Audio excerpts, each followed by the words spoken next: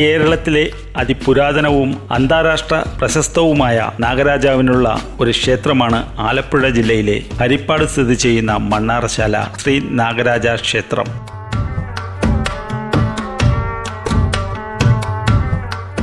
ഒൻപതിലധികം acre പ്രദേശത്തായി നിറഞ്ഞു നിൽക്കുന്ന കാവുകൾക്കുള്ളിൽ കിഴക്കോട്ട് ദർശനമായി മണ്ണാറശാല ക്ഷേത്രം സ്ഥിതി ചെയ്യുന്നു. ശിവസർപ്പവും മഹാദേവന്റെ ഖണ്ഡാഭരണവുമായ വാസുകിയും നാഗമാതാവായ സർപ്പയക്ഷിയുമാണ് മുഖ്യ പ്രതിഷ്ഠകൾ.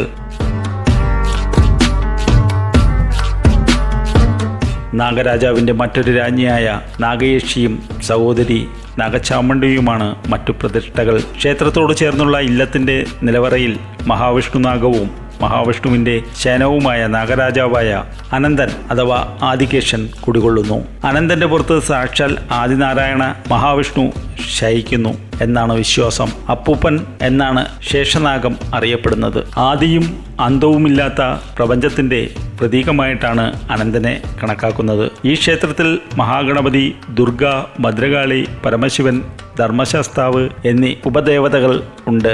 നാഗദേവതകളുടെ വിശ്വാസികൾക്ക് ഒരു പ്രധാന തീർത്ഥാടന കേന്ദ്രമാണ് ഇവിടം. കേരളത്തിലെ പ്രധാന പൂജകൾ ചെയ്യുന്നത് മണ്ണാറശാല ഇല്ലത്തെ തലമൂർത്ത സ്ത്രീ ആണ്. വലിയമ്മ എന്ന പേരിലാണ് ഈ പുരോഹിതയായ അന്തർജനം അറിയപ്പെടുന്നത്. നാഗരാജാവിന്റെ അമ്മയുടെ സ്ഥാനമാണ് വലിയമ്മയ്ക്ക് സങ്കല്പിച്ചിരിക്കുന്നത്. മക്കളില്ലാതെ വിഷമിച്ച ഇല്ലത്തിലെ തികഞ്ഞ ഭക്തയായ അമ്മയ്ക്ക് മകനായി നാഗരാജാവായ അനന്തൻ അവതരിച്ചു എന്നാണ് കഥ.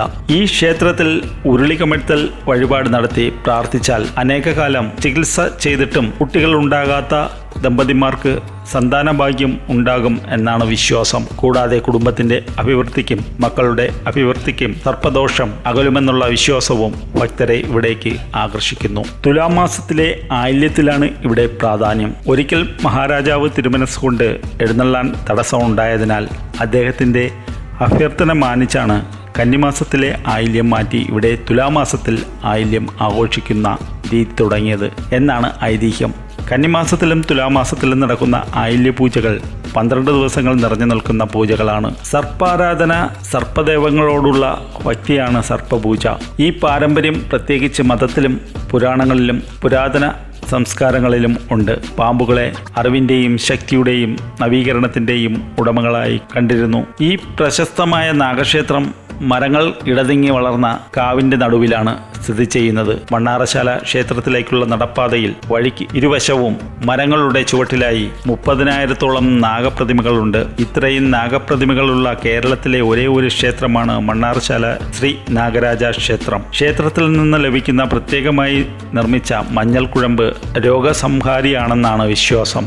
ക്ഷേത്രത്തിലെ പ്രധാന വഴിപാടുകളിൽ ഒന്നാണ് ഉരുളിക്കമഴ്ത്തൽ. സന്താന സൗഭാഗ്യത്തിനായി ധാരാളം ഭക്തജനങ്ങൾ ക്ഷേത്രത്തിലെത്തി ഉരുളിക്കമഴ്ത്തൽ വഴിപാട് കഴിക്കുന്നു. ദമ്പതികൾ താളമേളങ്ങളോടെ ക്ഷേത്രത്തിന് ചുറ്റും 3 പ്രദക്ഷിണം വച്ച് ഉരുളി നാഗരാജാവിൻ്റെ നടയ്ക്ക് വയ്ക്കും. മേൽശാന്തി പറഞ്ഞു കൊടുക്കുന്ന പ്രാർത്ഥന ഇവർ ഏറ്റുചൊല്ലി ദമ്പതികൾ ഇല്ലത്ത് ചെന്ന് അമ്മയെ ദർശിച്ച് ഭസ്മം വാങ്ങും. ഇവർ നടക്കി വെച്ച ഉരുളി പിന്നീട് അമ്മ നിലവറയിൽ അനന്തന് മുൻപിൽ കമഴ്ത്തി വയ്ക്കുന്നു. കുഞ്ഞുങ്ങൾ ഉണ്ടായി കഴിയുമ്പോൾ ദമ്പതിമാർ കുഞ്ഞുമായി എത്തുമ്പോഴാണ് ഉരുളി നിവർത്തി ഉപകാരസ്മരണയായി പായസം വെച്ചു നാഗരാജാവായ വാസുകിക്കും അനന്തനും സമർപ്പിക്കുന്നു. ജാതിമത ഭേദമന്യേ നിരവധി കുട്ടികളില്ലാത്ത ഭക്തർ ഈ വഴിപാട് ഇവിടെ നടത്താറുണ്ട്. ഹൈന്ദവ വിശ്വാസപ്രകാരം സന്താനങ്ങളുടെ ശ്രേയസ്സിന് വേണ്ടി ദമ്പതിമാർ നാഗപ്രീതിയാണ് ആദ്യം വരുത്തേണ്ടത്. കൂടാതെ സന്താനങ്ങളുടെ ഐശ്വര്യത്തിനു വേണ്ടിയും സർപ്പദോഷ ശാന്തിക്കായും ഭക്തർ ഇവിടെ സന്ദർശനം നടത്താറുണ്ട്.